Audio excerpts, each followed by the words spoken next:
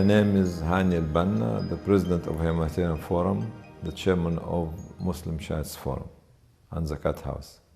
I was born in Cairo last century, 1950, from an Egyptian family. My father was a professor of Islamic law in Al-Azhar University.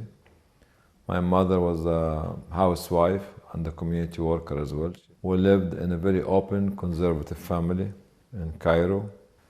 Cairo in the 50s and 60s and 70s and even before that was a very cosmopolitan city, very city of culture, city of values, city of family values, and we find ourselves and the neighborhood living together as brothers and sisters. The culture of Cairo at that time was very conducive, especially in the 60s. And going back to hear from what my family was talking about Cairo in the 40s and 30s and 20s was a more conducive culture, accommodating culture than it is nowadays. Because of this is the time and this is the value of the people living in this area at that time. My mother was like a community worker. She received people to come to discuss their social problem, marriage, divorce problem. And there was a theological discussion in the house led by my father as a professor of Islamic law with his colleagues, with his students to come to the house. There's even theological and social discussion between my parents in the house as well at that time. So when you look at all these discussions, you are nurtured. Plus, my mother's relative were living in the old Cairo, the Fatimite Cairo, which had got very strong culture in this area of bonding, of communicating, of socializing, of helping one another. I started to understand community work and social values. I studied medicine because my mother wanted me to study medicine. She wanted one of her sons to become a doctor. And this was her dream. I myself didn't want to become a doctor, but she wanted me to become a doctor. Alhamdulillah, I joined the medical school of Al-Azhar University in 1967, 68. Then I got for her as well. I'm just trying to please her. May Allah bless her soul. And my father, my doctor of medicine from Birmingham University in 1991. The medicine at that time and even up till now is like a prestigious status for the doctor. I managed to become a doctor, alhamdulillah. I was qualified from Al-Azhar University in 1976, 77. And I came here and I worked for about 16 years or 17 years in the National Health Service. And I succeeded in getting my Doctor of Medicine, which is MD, in a specialty or super specialty. And during that time, I managed to be engaged in student activities, social work, then Islamic life. When I came to UK in November 1977, I came to UK with an intention of studying medicine to get my doctorate or to get my fellowship or to get my membership in medicine. And I always don't get it from the first degree, from the first trial. I failed my license test to become a doctor 5 times. Then I failed my membership once or twice. Then I went to do my Doctor of Medicine, which is MD in the Medical School of Birmingham. I failed my license exam. I failed my driving test for the same 4 or 5 times.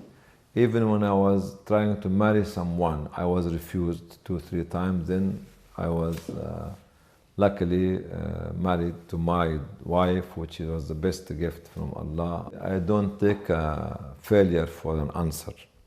In life, you shouldn't stop at failing an exam or a difficult time. Life is about carrying on, about meeting the challenge. You have to see where you're going and you keep going. My specialism, I also am a man with no specialty, but alhamdulillah, I was doing pathology. I started with ear, nose and throat. with radiotherapy and medical oncology, with general surgery. Then I moved to general pathology, and then I moved to special pathology. Special pathology, my doctor of medicine was on the babies or the fetuses born with spina bifida. After passing my license test to get the license, my first job was in Reading, then moved from Reading to Glasgow, then from Glasgow to Coventry, then from Coventry to Birmingham. I did not plan to live for 40 years, and now 41 years in UK. UK is one of the most conducive culture, not only in Europe, but ahead of America. That's why if you know the system in UK, understand the system, you work hard, and you keep working hard till you achieve what you want. I give you an example. Twice I went to the same interview where there's no one else applied for the job but me, and they did not get the job. I didn't get the first time, I didn't get the second time, and the third time my consultant talked to another consultant, and they told him, what's going on? I said, the other consultant, his reference is not giving him a good reference. He came back to me and told me, don't use him, use somebody else. And within a week or a month, I got the job in Birmingham. It seemed that Allah was preparing me to move from Glasgow to come to Birmingham. In this country, the freedom can let someone who is extreme to the right or to the left to be extremist to you or to anybody else. And this is happening everywhere, not only in UK. But you have to learn to fight back. And I remember during 2001, September 11th, we had a discussion, what's our response? You have to learn to do the right thing. You have to learn to stand up. This is how we managed in 2001, when I was the chairman of Islamic Relief, to let CNN to write or to make a report about the activity of Islamic Relief, even in Gaza, 1 year on from September the 11th, in a very and extremely positive way. Couldn't we have stood up to the challenge of September the 11th, would have been tarnished and eliminated from the side, because the machine of tsunami against most of the Muslim charities in the West, whether it's in USA or in Europe or whatever it is, was eliminating everybody. There's no vision. There was no vision to start Islamic Relief. There was no meeting to start Islamic Relief. There was no plan to start Islamic Relief. There was nothing of this. This message is for the youth. When we saw the famine on 1983 happen in Eritrea and Tigray, we found everybody in UK and abroad is responding to the famine. I was invited to attend the medical coordination meeting in Khartoum, and I discovered that there's a lot of Muslims and non-Muslims are affected by the calamity, and the Muslim community in UK do not have any contribution, effective contribution, to respond to the famine. Most of the mosques used to give money to X, Y, and Z organization. So my thinking was changed when one of those young people working in one of the organizations there, humanitarian organization, gave me some photographs, and they came. I stopped in Cairo to talk to my family about the famine in Africa, and they gave me the first donation. 20 pence from a young boy who was the age of 9, and 1,500 pounds, Egyptian pound, from all my family. I came here trying to work, to promote, to respond to the need of the victims of the famine, but people are not interested. So myself and one of my colleagues, Dr. Ihsan, who was doing his PhD in chemistry, decided to respond to the famine. I made 2 khutbah, one in Aston University, one in Birmingham University. We raised about 500 sterling with the 1,500 Egyptian pound when we converted them, and we made the first, or opened the first bank account at National Westminster Bank in Colmore Row in Birmingham. And from there, it was a very, very, very dynamic era. We were walking door to door, street to street, mosque to mosque, shop to shop, university to university, to distribute leaflet. I was still doing my Doctor of Medicine at that time, but we, at the spare time, used to go to distribute the leaflet or the appeal that we were making. At that time, we did not have any address, any desk, any money at the budget, any office, any trustees, nothing. Just go. Respond to the need of the people, just keep going. We were focusing on the need of the people in Africa at that time. At that time, it was very new for the Muslim community to find somebody non-Asian, okay, because all the mosques were actually, most of them were Asian, with a lot of differences and the fight between the mosque leadership and mosque groups or Muslim groups in different cities. To find somebody like me and my colleague talking about Africa, talking about transferring funds to Africa, because each member of the family, of any family, of any Muslim family, sending the aid to his or her own family in Pakistan or India or Bangladesh or whatever it is. So this was a unique point of change of the mindset of the Muslim community in January 1984. We started from the £5, £10, £20, £50. The first biggest donation we received in August 1984 was £1,000. And you know, when we opened the envelope, me and Dr. Ihsan and myself, what we said, this is like £1 billion. Islamic Relief spent £1 billion last year. We were working before, from 84, at that time was no registration. This was the climate, the political climate at that time. We got the registration in 1989. Since we got the registration, the vision started to come. Where to work, how to work, where to go. So when I was traveling on the plane, in a journey, I used to look at the world map and make circles around the cities and the countries that we want to open offices in. Cleverly, we started with the rich countries. So we started in UK, France, Belgium, Holland, Germany, and so on. And 1993, we moved to America, and so on. And this came to the favor of the organization because we managed to secure the resources, which we need to spend it in the less resourceful countries in Africa and Latin America and Asia, and so on, so on, so. This is how we started it. The success of Islamic Relief in the first 10 to 15 years was based on the power of the young men and young women, youth, from the secondary school to the university. And these were actually the backbone of building Islamic Relief from 84. The Humanitarian Forum came after September the 11th as an elevation to the mindset of the Muslims, saying that let us, okay, now humanitarian work can become a traditional work. Now how many Muslim charities here working abroad? I can't remember how many. 84 was Islamic Relief start, 85 came Muslim Aid, then after that. Now you can't count how many. And become very easy because it's glamorous, it's prestigious, it is giving this kind of power to the man and the woman who are running it.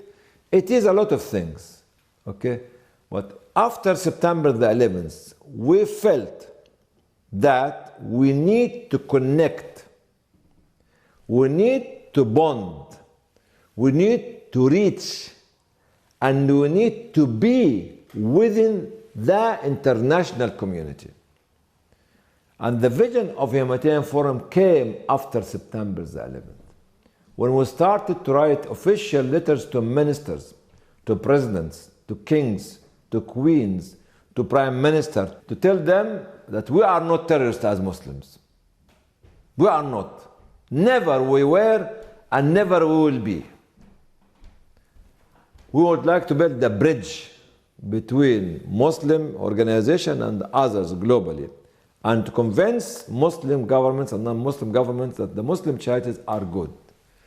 The first meeting after 2 years or after 3 years, try to lobby with United Nations to be with us and to have this discussion. The first discussion happening about the creation of a humanitarian forum was in the Trade and Industry Department in London in 29th and 30th of June 2005. And look at the timing, 29th and 30th of June 2005. 7/7 came 1 week after that. This day was a landmark in the history of the global humanitarian movement. It was 2 days. The first day was for the Muslim charities to discuss the issue of being together. The second day was between Muslims and non-Muslims. And we called the day organized by Humanitarian Forum. Humanitarian Forum did not exist at that time. And we went from there to make 14 workshops in 14 countries in less than 6 months. So our aim in 2005 was to bridge build. We, from our side as Muslims, are building it heavily from our side, while the other side is dragging their feet. But we still, after 13 years or 14 years, building the bridge, and we never stop. Even if you want us to do it, we do build it from both sides. Because once the other side of the community will see that the bridge has been built from their side, they will cross over it. And alhamdulillah, now there's a lot of recognition of a lot of Muslim charities globally, and this was clearly seen in the World Humanitarian Summit in Istanbul 2016, when we were ahead of most of the other Muslim organizations, bringing the results onto the table of the summit. So when you tell the youth, tell them you can't be David Beckham or Cristiano Ronaldo or Messi or Mo Salah or Mo Farah just because you run once. Consistently, you must take the challenge. Consistently, you must break the world record breakers. Consistently, you must be achiever and achieve for the excellence for the community. In 2004, I was surprised to receive a letter from the Foreign Office. It was a surprise for me to come to me from the Foreign Office as recommended that actually the OBE. I thank the Foreign Office for the recommendation, and I was honored to receive it from the Queen herself. And this is something which is to be recognition for whom? For the community. That's why, if you look at my photograph, go back and look at the photograph. I was wearing what? Shirwani. I was not wearing an Egyptian dress or Arab dress. You know why? Because the people deserve to be seen in front of the Queen were the Asian community who gave me the first penny and pound in this country. And they kept supporting Islamic belief from the day one. Those Muslims or those individuals who live the victim mentality, they're living in a cocoon, in a ghetto. They have not seen what happened to the Prophet ﷺ when they're throwing dirt on him, when they called him a liar, when they called him a magician, when they boycotted the Muslims in Mecca for 3 years. The truly Muslims should not be victimized forever, but he should or she should come out of this by being more productive towards the community, teaching and helping and empowering the youth. Unfortunately, our mosques are creating this atmosphere by being Jibandi, Tablighi, Salafi, Sufi, Brilwi, Jamaat Islami, and this kind of divide could be divisive, which is dividing nowadays. Any young, uneducated reader of Muslim books claiming that he or she are scholars on my dead body. On my dead body. Why? Because I know how my father became a scholar. He was taught Islamic subject in Al-Azhar for 20 years and master of Arabic language. Before he started to stand on a stage in a mosque and give khutbah. And those individuals who sit somewhere in here for a year or two, call them mufti, what? Call them alim, what? Alim in what? First step of ilm is mastering the Arabic language. Actually, is our problem here on the theological side is the uneducated. Uneducated, I'm saying it clearly. I got a, not master, diploma of Islamic study, but I will never claim that I'm a scholar. I cannot become calling myself sheikh even. It's an insult to the sheikh to get somebody like me called a sheikh. Extremely very proud of Islam. Because without Islam, my life could be on the wrong path. This is my own view. I'm very proud of my Islam. But I'm not going to force you to become Muslim. No way. I'm going to show you, not me, Muslims should do what? Should behave well according to the conduct of teaching of Islam to convince you that he or she is a good Muslim. The message is the more strong believer you are, the more integration you'll be able to achieve with the greater community because you have something to offer. The less belief in your heart you have, the more ghettoized individual you become, and you live in ghetto and you live in this victim mentality. So be open, increase your iman, mix with the other, because the Prophet ﷺ said what?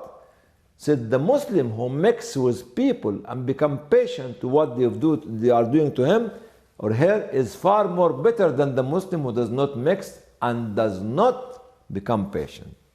And this is you, young man and woman. But you have to mix to deliver the message in a very subtle way, not in an aggressive way, not in a demeaning way, not in a proselytizing way, but to convert.